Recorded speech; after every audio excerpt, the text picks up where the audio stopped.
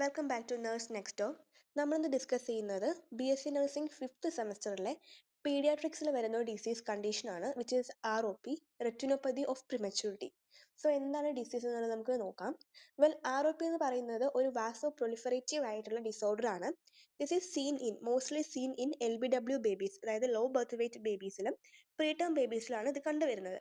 LBW എന്ന് പറയുമ്പോഴത്തേക്ക് less than 2500 grams ആണ്. ഇതിൽ തന്നെ നമുക്ക് very low birth weight babies ഉണ്ട്, which is less than 1500 ഗ്രാംസും.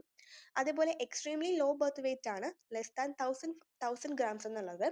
So കൂടുതലായിട്ട് LBW ബേബീസിലും അതേപോലെ പ്രീടേം ബേബീസിലുമാണ് ROP കാണുന്നത്.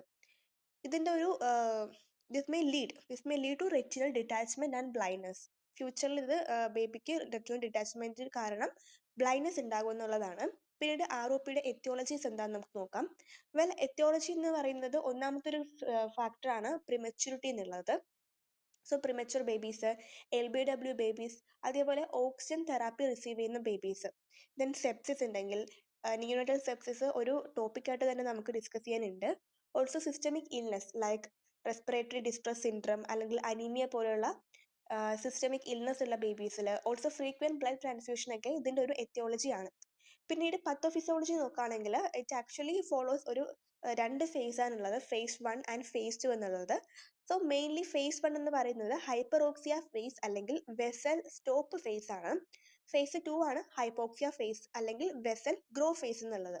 So what exactly happen in pathophysiology, premature അല്ലെങ്കിൽ നമ്മളുടെ LBW ബേബീസിൽ യൂഷ്വലി അവരുടെ ബോഡി ഓട്ടോമാറ്റിക്കലി അവർ ഇമ്മച്വർ ആണ്, കംപ്ലീറ്റ്ലി ഇമ്മച്വർ ആയിരിക്കും. അപ്പോൾ ഇമ്മച്വർ ആയിട്ടുള്ള റെറ്റിന ആയിരിക്കും ഉണ്ടാവുന്നത്. അതേപോലെ ഇപ്പോൾ സർഫക്റ്റിൻ്റെ ഒക്കെ കുറവുന്നതുകൊണ്ട് തന്നെ കൊളാപ്സ് ആവാനുള്ള ചാൻസ് ഉണ്ട് കുഞ്ഞ്. അത് പ്രിവെൻറ്റ് ചെയ്യാൻ വേണ്ടിയിട്ട് നമ്മൾ യൂഷ്വലി NICUസിൽ ഈ ബേബീസിന് ഓക്സിജൻ തെറാപ്പി കൊടുക്കുന്നുണ്ടാവും. അതും ഹൈ കോൺസെൻട്രേഷനിലായിരിക്കും ഓക്സിജൻ പൊയ്ക്കൊണ്ടിരിക്കുന്നത്. സോ ഓക്സിജൻ തെറാപ്പി റിസീവ് ചെയ്യുന്ന ബേബീസിൽ മിക്കവാറും തന്നെ വാസോ കൺസ്ട്രക്ഷൻ ഉണ്ടാവാറുണ്ട്. അപ്പോൾ പർട്ടിക്കുലർ ഏരിയാസിലേക്കുള്ള ഓക്സിജൻ്റെ അതായത് ബ്ലഡ് ഫ്ലോ കുറഞ്ഞ് അവിടെ ഓക്സിജൻ എത്താണ്ട് വരുമ്പോൾ ഇഷീമിയ ഉണ്ടാവും. അപ്പോൾ ഓൾറെഡി ബേബി ഹൈപ്പർ ഓക്സിയിൽ പൊയ്ക്കൊണ്ടിരിക്കുകയാണ്. ഇഷീമിയ ഉണ്ടാവുന്ന കാരണം വെസൽ ഗ്രോത്ത് നിൽക്കും. വെസൽ ഗ്രോത്ത് നിന്ന് കഴിയുമ്പോഴത്തേക്ക് ഇതിന് ശേഷമാണ് റെറ്റീന ഹൈപ്പോക്സിക് ആയിട്ട് മാറുന്നത്. ലീഡിങ് ടു ഒരു ഗ്രോത്ത് ഫാക്ടർ ഉണ്ട്, അതായത് VEGF എന്ന് പറയുന്നത്, which is vascular endothelial growth factor. So ഇതൊരു പ്രോട്ടീൻ ആണ്. ഇത് നോർമലി ഇത് വൂണ്ട് ഹീലിംഗ്, ആൻജിയോജെനസിസ് പോലുള്ള കാര്യങ്ങൾക്ക് വേണ്ടിയാണ് ഹെൽപ്ഫുൾ ആവുന്നത്. അതായത് നോർമൽ ബ്ലഡ് വെസൽ ഗ്രോത്തിന് വേണ്ടിയിട്ട് യൂസ് ആകുന്ന ഒരു പ്രോട്ടീൻ ആണ് VEGF അല്ലെങ്കിൽ വസ്കുലാർ എൻഡോത്തീലിയൽ ഗ്രോത്ത് ഫാക്ടർ എന്ന് പറയുന്നത്. ബട്ട് ROPയുടെ കേസിൽ VEGFൻ്റെ ഇൻക്രീസോട് കൂടി അബ്നോർമൽ ആയിട്ടുള്ള നിയോ വെസ്കുലറൈസേഷൻ ഉണ്ടാകുന്നു. അപ്പോൾ അബ്നോർമൽ ആയിട്ട് ബ്ലഡ് വെസൽസ് ഡെവലപ്പ് ആകുമ്പോൾ അവിടെ ഫൈബ്രസ് ടിഷ്യൂസ് ഫോം ആകും. ഈ ഫൈബ്രസ് ടിഷ്യൂസിന്റെ പുള്ളിംഗ് ഫോഴ്സ് കാരണം ഒരു ട്രാക്ഷൻ അവിടെ ഡെവലപ്പ് ആവുന്നുണ്ട്. ഈ ട്രാക്ഷൻ കാരണം റെറ്റിനൽ ഡിറ്റാച്ച്മെന്റ് ഉണ്ടാവും. അത് പാർഷ്യൽ ആകാം, then leading to full complete total retinal detachment ഉണ്ടാവും. പതിയെ ബേബിക്ക് ബ്ലൈൻഡ്നെസ് ഉണ്ടാവും എന്നുള്ളതാണ് ഇതിന്റെ പത്തോഫിസിയോളജിയിൽ പോകുന്നത്. അപ്പോൾ രണ്ട് ഫേസസ് ആണുള്ളത്. phase 1 എന്ന് പറയുന്നത് ഹൈപ്പറോക്സിയ ഫേസ് ആണ്. ഇവിടെ ഹൈ ഓക്സിജൻ റിസീവ് ചെയ്യുന്ന ബേബീസിൽ വാസോ കൺസ്ട്രക്ഷൻ ഉണ്ടായി ഇഷീമിയ ഉണ്ടാകും എന്നുള്ളതാണ്. phase 2 ആകുമ്പോഴത്തേക്ക് ഹൈപ്പോക്സിയ ഫേസ് ആണ്. ഇഷീമിയ ഉണ്ടാകുന്ന കാരണം അവിടെ ഹൈപ്പോക്സിയ ഉണ്ടായി, ബ്ലഡ് വെസൽസിന്റെ ഗ്രോത്ത് അവിടെ അബ്നോർമൽ VEGF ഉണ്ടായി, അബ്നോർമൽ ബ്ലഡ് വെസൽ ഗ്രോത്ത് ഉണ്ടാവും, ട്രാക്ഷൻ ഉണ്ടാകും, അങ്ങനെ റെറ്റിനൽ ഡിറ്റാച്ച്മെന്റ് ഉണ്ടായി ബ്ലൈൻഡ്നെസ്സിലേക്ക് പോകുന്നതാണ്. So this is about pathophysiology. Then ROP actually ഒരു 5 സ്റ്റേജസ് വഴിയാണ് ഇത് പ്രോഗ്രസ് ചെയ്യുന്നത്. First one is the demarcation line. അപ്പോൾ നമ്മളുടെ ഈ VEGF കാരണം ബ്ലഡ് വെസൽസിന്റെ ഗ്രോത്ത് ഒക്കെ ഉണ്ടാവുമല്ലോ, അപ്പോൾ അവിടെ ഒരു ഡിമാർക്കേഷൻ ലൈൻ പോലെ ഉണ്ടാവും. Then ridge formation, then neovascularisation. VEGF കാരണം പുതിയ ബ്ലഡ് വെസൽസ് ഉണ്ടാവുന്നു, നിയോ വെസ്കുലറൈസേഷൻ. ദെൻ ആ ട്രാക്ഷൻ, ഫൈബ്രസ് ടിഷ്യൂസിന്റെ ട്രാക്ഷൻ, പുള്ളിംഗ് ഫോഴ്സ് കാരണം there is partial retinal detachment. അത് നമുക്ക് ഈ പിക്ചറിൽ കാണാൻ പറ്റും, വരുന്ന പിക്ചേഴ്സിൽ കാണാൻ പറ്റും. Then total partial retinal detachment, അതിനുശേഷം ടോട്ടൽ റെറ്റിനൽ ഡിറ്റാച്ച്മെന്റ് ഉണ്ടാവും. So finally leading to blindness ആണ് ബേബിയിൽ. ദെൻ നമുക്കിതിനെ ക്ലാസിഫൈ ചെയ്യാൻ പറ്റും. അതായത് ഒന്നെന്ന് പറയുന്നത് ഈ ഡിസീസ് ഉണ്ടാവുന്ന റീജിയൻസ് വെച്ച്, അതായത് സോൺസ്. നമുക്കൊരു 3 സോൺസ് ഉണ്ട്, സോൺ 1, സോൺ 2 ആൻഡ് സോൺ 3 എന്നുള്ളത്. വേറൊരു ക്ലാസിഫിക്കേഷൻ എന്ന് പറയുന്നത് it is based on the disease behaviour ആണ്. അത് അഗ്രസീവ് ROP ഉണ്ട്, then reactive ROP, also regressive ROP ഉണ്ട്. സോ ഫസ്റ്റ് നമുക്ക് ബേസ്ഡ് ഓൺ ദ സോൺസ് നോക്കാം. സോൺ 1, 2 ആൻഡ് 3 ആണ്. സോൺ 1 എന്ന് പറയുന്നതാണ് മോസ്റ്റ് സിവിയർ ആൻഡ് സോൺ 3 ആണ് ലീസ്റ്റ് സിവിയർ ആയിട്ട് നമ്മൾ കണക്കാക്കുന്നത്. സോ ഈ സോൺ 1 എന്ന് പറയുന്നത് നമുക്കറിയാം ഒപ്റ്റിക് ഡിസ്ക്. ഒപ്റ്റിക് നെർവ്സ് വരുന്നതിൻ്റെ ആ ഒരു ഏരിയയിലാണ് നമുക്കിത് കാണാൻ പറ്റുക. സെൻട്രൽ റെറ്റിനയിലായിരിക്കും, very close to optic nerve ആണ്.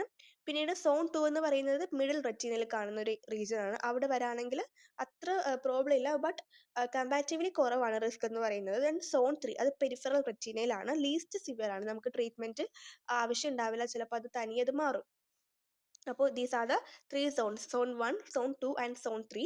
സോൺ 1 ആണ് most severe, zone 3 least severe ആണ്.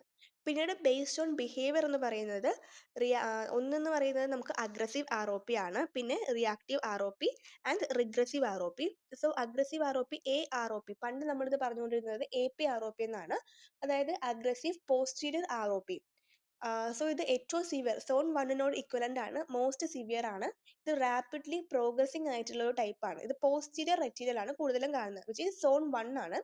പിന്നീട് റിഗ്രസീവ് എന്ന് പറയുന്നത് ഹീലിംഗ് അല്ലെങ്കിൽ റിസോൾവിങ് ആയിട്ടുള്ള ആർ ഒ പി ആണ്, റിഗ്രസീവ് ആർ ഒ പി. അതേപോലെ റിയാക്റ്റീവ് അല്ലെങ്കിൽ ആക്റ്റീവ് എന്ന് പറയാം, അത് കറൻ്റ്ലി പ്രോഗ്രസിങ് ആയിട്ടുള്ള ആർ ഒ പിക്ക് പറയുന്നതാണ് reactive or active R O P എന്നുള്ളത്. സോ ഇതാണ് ഇതിൻ്റെ classification. So based on behaviour and zones വെച്ച് നമുക്ക് ഇങ്ങനെ തിരിക്കാൻ പറ്റും. പിന്നീട് നമ്മൾ ക്ലിനിക്കൽ മാനിഫെസ്റ്റേഷൻ നോക്കാം. ഈ ഡിസീസിന് യൂഷ്വലി ഇതൊരു അത്ര സിംറ്റംസ് ഒന്നും എക്സിബിറ്റ് ചെയ്യാറില്ല ഏർലി സ്റ്റേജസിൽ. അപ്പോൾ ഇനീഷ്യലി ഇത് അസിംറ്റമാറ്റിക് ആണ്. ഇത് നമുക്ക് ഡിക്റ്റേറ്റ് ചെയ്യണമെന്നുണ്ടെങ്കിൽ കുഞ്ഞുങ്ങളിൽ നമുക്ക് ഇൻഡിറക്റ്റ് ഒഫ്താൽമോസ്കോപ്പി വഴി നമുക്കിത് ഡിക്റ്റേറ്റ് ചെയ്യാൻ പറ്റും. പിന്നീട് വിത്ത് ടൈം ലേറ്റ് സൈൻസ് ഉണ്ടാവും, അതാണ് നിസ്റ്റാഗ്മസ്, സ്ട്രാബിസ്മസ്, അതേപോലെ ല്യൂക്കോകോറിയ പോലെയുള്ള ലേറ്റ് സൈൻസ് കുഞ്ഞുങ്ങളിൽ കാണാൻ പറ്റും. Then let's go to the screening. Screening ഇൻഫാൻസിൽ ചെയ്യുന്നത് ലെസ് ദാൻ 34 വീക്സ്, ഒന്നെങ്കിൽ less than or equal to 34 weeks or gestation, അതേപോലെ ബർത്ത് വെയിറ്റ് ലെസ് ദാൻ 2000 ഗ്രാംസിന് താഴെയുള്ള കുഞ്ഞുങ്ങളാണ് ഇത് ചെയ്യുന്നത്. ഓൾസോ ഇത് കൂടുതലും NICUസിൽ മാത്രമേ ചെയ്യാറുള്ളൂ. രാഷ്ട്രീയ ബാൽ സുരക്ഷയുടെ അണ്ടറിലാണ് ഇത് ചെയ്തു വരുന്നത് ഇപ്പോൾ. പിന്നീട് സ്ക്രീനിങ് ആക്ച്വലി ഫസ്റ്റ് സ്ക്രീനിങ് നടത്തുന്നത് 4 വീക്സ് ആഫ്റ്റർ ബർത്ത് ആണ്. പിന്നീട് ഫോളോ അപ്പ് കണ്ടിന്യൂസ്ലി നമ്മൾ ഫോളോ അപ്പ് ചെയ്യും, അണ്ടിൽ റെറ്റിന കംപ്ലീറ്റ്ലി മെച്ചുർ ആകുന്നത് വരെ നമ്മൾ ഫോളോ അപ്പ് കൊടുക്കാറുണ്ട്. പിന്നീട് അടുത്തതായിട്ട് നമുക്ക് നോക്കേണ്ടത് പ്രിവെൻഷൻ ആണ്. പ്രിവെൻഷൻ ആക്ച്വലി ഫസ്റ്റ് ഇതിൻ്റെ ട്രീറ്റ്മെൻറ്റിൽ പ്രിവെൻഷൻ വരുന്നുണ്ട്. Controlled oxygen use, because oxygen എന്ന് പറയുന്നത് ഓക്സിജൻ തെറാപ്പി എന്ന് പറയുന്ന ഒരു എത്തിയോളജിയാണ്. ഹയർ ഓക്സിജൻ കാരണം വാസോ കൺസ്ട്രക്ഷൻ ഉണ്ടായി, ഇഷീമിയൊക്കെ ഉണ്ടായിട്ടാണ് ഡിസീസ് ആക്ച്വലി പ്രോഗ്രസ് ചെയ്യുന്നത്. അപ്പോൾ ഓക്സിജൻ മാക്സിമം നമ്മൾ കൺട്രോൾ ചെയ്ത് യൂസ് ചെയ്യുക എന്നുള്ളതാണ് പ്രിവെൻഷനിൽ പറയുന്നത്. പിന്നീട് ട്രീറ്റ്മെൻറ്റിലേക്ക് വരുമ്പോൾ ആക്ച്വലി ഇത് ട്രീറ്റ്മെൻറ്റ് എന്ന് പറയുന്നത് it is actually depends on the stages. ഞാൻ നേരത്തെ പറഞ്ഞ സ്റ്റേജസ്, അതേപോലെ സോൺ 1, 2, 3 പറഞ്ഞു. സ്റ്റേജസ് ആകുമ്പോൾ demarcation, ridge formation, neovascularisation, partial retinal detachment and total retinal detachment, ഇതേപോലുള്ള സ്റ്റേജസ് ആൻഡ് സോൺസിനെ ഡിപ്പെൻഡ് ചെയ്തിട്ടാണ് ട്രീറ്റ്മെന്റ് നമ്മൾ പ്രൊവൈഡ് ചെയ്യുന്നത്. സോ ഫസ്റ്റ് ട്രീറ്റ്മെന്റ് ഓപ്ഷൻ എന്നുള്ളത് ഇതിന്റെ ഫസ്റ്റ് ലൈൻ ഡിഫൻസ് മെക്കാനിസം ആണ് നമുക്ക് ലേസർ ഫോട്ടോ കയാഗുലേഷൻ തെറാപ്പി എന്ന് പറയുന്നത്. സോ ലേസർ ഫോട്ടോ കയാഗുലേഷൻ തെറാപ്പിയിൽ നമ്മൾ നേരത്തെ പറഞ്ഞ VEGF, which is vascular endothelial growth ഫാക്ടറിന്റെ പ്രൊഡക്ഷൻ അതുവഴി കുറയ്ക്കും. VEGF കുറയുമ്പോൾ ഓട്ടോമാറ്റിക്കലി അബ്നോർമൽ ആയിട്ടുള്ള ബ്ലഡ് വെസൽസിന്റെ ഗ്രോത്തും അവിടെ നിൽക്കും. അതുവഴി നമുക്ക് ഈ ഡിസീസ് പ്രിവെൻറ്റ് ചെയ്യാൻ പറ്റുമോ എന്നുള്ളതാണ്. ഇത് കൂടുതലും സ്റ്റേജ് ത്രീയിലൊക്കെയാണ് നമ്മളിത് യൂസ് ചെയ്യാറുള്ളത്, ലേസർ ഫോട്ടോ കയാഗുലേഷൻ തെറാപ്പി. ഇപ്പം മോസ്റ്റ്ലി കൂടുതൽ യൂസ് ചെയ്യുന്നത് ഇതാണ്. പിന്നീട് VEGF ഇഞ്ചെക്ഷൻസ് ഉണ്ട്. സോ ഞാൻ പറഞ്ഞു VEGF നമ്മുടെ കൂടിക്കഴിഞ്ഞാൽ അബ്നോർമൽ ബ്ലഡ് വെസൽസ് ഉണ്ടാകും. അപ്പോൾ അതിന് എഗെയിൻസ്റ്റ് ആയിട്ടുള്ള ഡ്രഗ്സ് നമ്മൾ ഇഞ്ചെക്ട് ചെയ്യാറുണ്ട് സംടൈംസ്. അതിന് എക്സാമ്പിൾസ് ആണ് ബെവാസിസുമാബും അതേപോലെ റാനിബിസുമാബും എന്ന് പറയുന്നത്. ഇത് ഇൻട്രാവിട്രിയൽ ആയിട്ടാണ് കൊടുക്കാറുള്ളത്. ഇത് കൂടുതലും സോൺ 1 എന്ന് പറയുന്നത് മോസ്റ്റ് സിവിയർ ആണ്. ഇത് സെൻട്രൽ റെറ്റിനയിൽ കാണുന്നതാണ്. അപ്പോൾ ഏറ്റവും സിവിയർ ആയിട്ടുള്ള കേസാണ് സോൺ 1. അപ്പോൾ അത് ട്രീറ്റ് ചെയ്യാൻ വേണ്ടി നമ്മൾ VEGF കൊടുക്കാറുണ്ട്. പിന്നെ ക്രയോതെറാപ്പി. ക്രയോതെറാപ്പി ആക്ച്വലി ഇപ്പോൾ കുറച്ച് ഓൾഡർ മെത്തേഡാണ്, അങ്ങനെ റെയർലി യൂസ് ചെയ്യുന്നേ ഉള്ളൂ, അങ്ങനെ അധികം യൂസ് ചെയ്യാറില്ല. മിക്കവാറും നമ്മൾ പോകുന്നത് ഫസ്റ്റ് ലൈൻ ആയിട്ടുള്ള ലേസർ ഫോട്ടോ കയാഗുലേഷൻ വഴിയാണ്. പിന്നീട് സർജറീസ് നമുക്ക് അഡ്വാൻസ്ഡ് സ്റ്റേജസിന് മാത്രമാണ് സർജറി നമ്മൾ ഓപ്റ്റ് ചെയ്യാറുള്ളൂ. അതും സ്ക്ലീറ ബക്ലിൻ, വിട്രിയട്ടമി പോലുള്ള സർജറീസ് ആണ് നമ്മൾ കുഞ്ഞുങ്ങൾക്ക് ചെയ്യുന്നത്.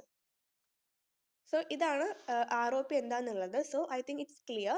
എന്തെങ്കിലും ഡൗട്ട്സ് ഉണ്ടെങ്കിൽ കമൻറ്റ് സെക്ഷനിൽ